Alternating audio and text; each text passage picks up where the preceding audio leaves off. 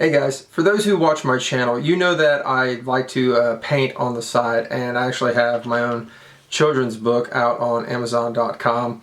Shameless promotion, so do me a favor, check it out. And anyway, I do a lot of this digitally, all of it digitally. I paint inside of Photoshop on a computerized drawing tablet. But traditional art has always fascinated me, and never been one to really get into it because of time issues and what have you.